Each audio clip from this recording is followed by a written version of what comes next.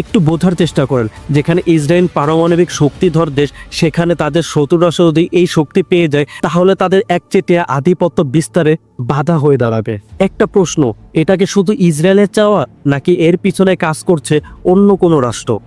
Israel বরাবরই ঘোষণা করে এসেছে তাদের আশেপাশের কোনো রাষ্ট্র যদি পারমাণবিক অস্ত্র তৈরি করে তা তারা কখনোই মেনে নেবে না, যে কোনো মূল্যে প্রতিহত করবে। এবার আসি মূল পয়েন্টে, কেন ইরান তাদের পারমাণবিক কর্মসূচি শুরু করলো। 2015 সালে ইরানের সাথে আমেরিকার একটি চুক্তি হয়, যেখানে ইরান তাদের পারমাণবিক কর্মসূচি স্থগিত রাখতে সম্মত হয় এবং এর বিনিময়ে আমেরিকার অর্থনৈতিক নিষেধাজ্ঞা তুলে নেওয়া হয়। তবে 2018 সালে ডোনাল্ড ট্রাম্প ক্ষমতায় আসার পর এই চুক্তি বাতিল করা হয় এবং ইরানের উপর নতুন করে নিষেধাজ্ঞা আরোপ করা হয়। এর প্রতিক্রিয়ায় ইরান আবারও তাদের পারমাণবিক কর্মসূচি শুরু করে। ইসরায়েলের বর্তমান হামলার প্রধান কারণ হচ্ছে তারা মনে করছে ইরান পারমাণবিক অস্ত্র তৈরির খুব কাছাকাছি চলে এসেছে এবং এখন আঘাত না করা হলে ভবিষ্যতে তা নিয়ন্ত্রণ করা অসম্ভব হয়ে যাবে।